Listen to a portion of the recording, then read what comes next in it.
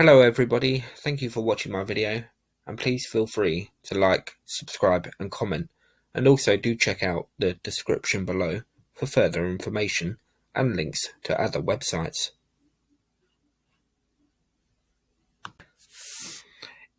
It's 16th century Europe, and a ruler is desperate for a son and heir. The ruler is so desperate for this son and heir that he is willing to discard his first wife, who has failed him in his desire. Does this sound familiar? It might, but on this occasion we are not talking about Henry VIII. We are talking about Vasily III, Grand Prince of Moscow. Vasily's first marriage was to a woman by the name of Solomonia. With her, Vasily was married for over 20 years, but try as they might, no children were forthcoming for the couple. Solomonia shared in her husband's desperation and disappointment. She had tried everything she could possibly think of to produce the desired result for Vasily.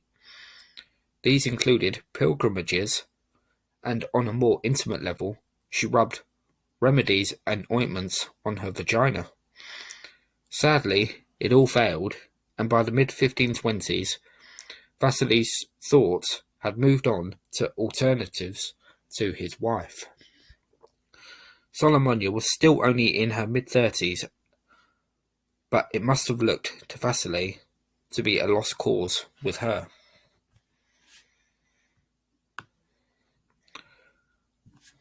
After such a lengthy period of marriage, Vasily certainly had some affection for his wife, but the future of his dynasty and kingdom was more important than his own personal feelings.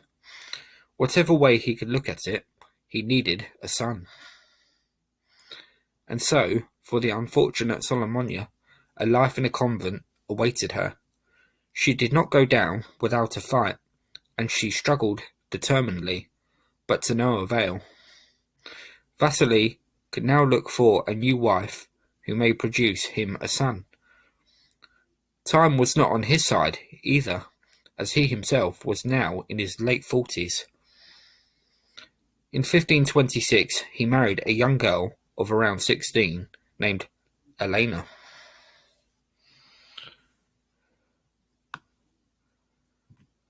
The marriage was not one that met universal approval, and in fact met strong disapproval.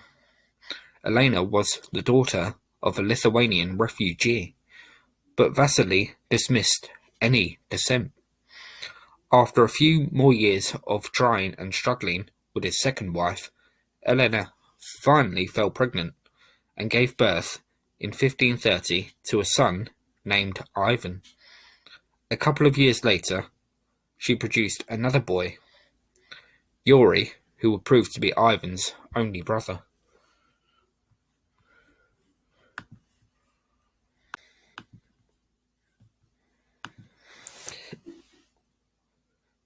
As relieved as Vasily may have been at the birth of two sons, there were two unfortunate developments for him.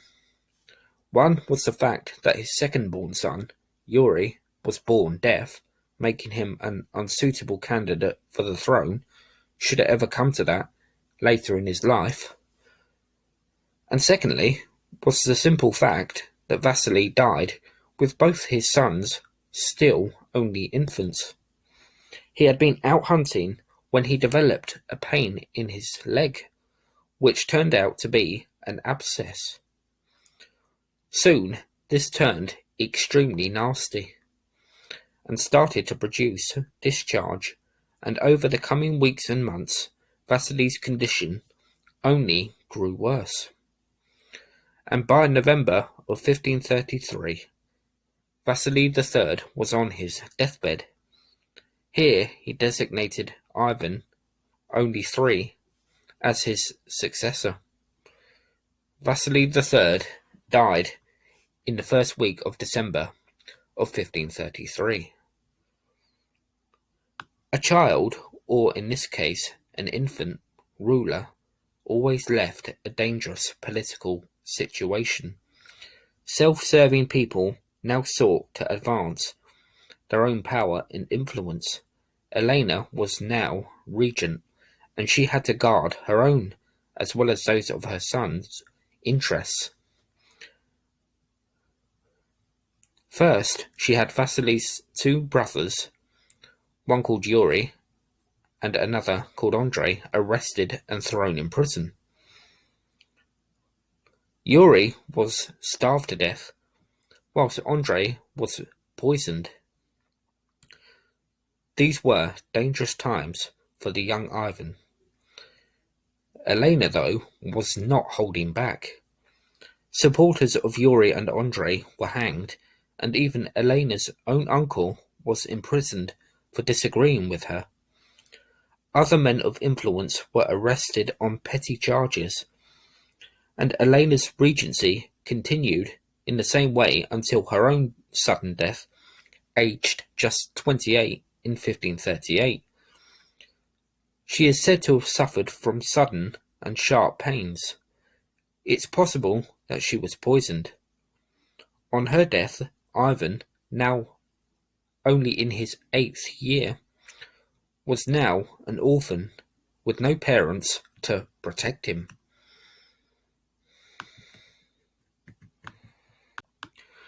As one might expect, Ivan's position was now particularly vulnerable. Not only was he lacking paternal guidance, but thanks to his mother, he lacked other family reassurances as well after the removal of his uncles. This was the perfect situation for a plot to be formulated against Ivan, and it wasn't long in coming. Prince Vasily Shuisky now had his eyes set on Ivan's throne. Shuisky's first aim was to remove people close to Ivan, including the nurse that he had grown extremely fond of. Mercilessly, Shuisky's men seized the woman named Agrafena and sent her off to a convent. This all happened in plain sight of Ivan, who protested strongly to the point of having a tantrum, but he was pushed aside and disregarded. He was now isolated and almost alone, without a friend in the world apart from Yuri, his younger deaf brother. By this stage, Ivan must surely have been growing to expect the worst, but infighting amongst the aristocracy meant, at least for the time being, he was somewhat overlooked. Perhaps the powerful men who could have potentially removed Ivan from power regarded him as a simple problem that could be removed at any point, or perhaps they viewed him as a pawn that they could use for their own ends. Either way, these people who had been the victims of Elena's rather heavy-handed regency now sought to right the wrongs of the past.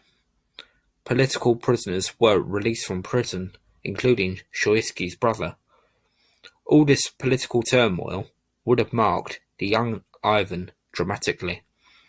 He had seen his uncles murdered, his mother was also possibly murdered, and scores of political prisoners had lost their liberty.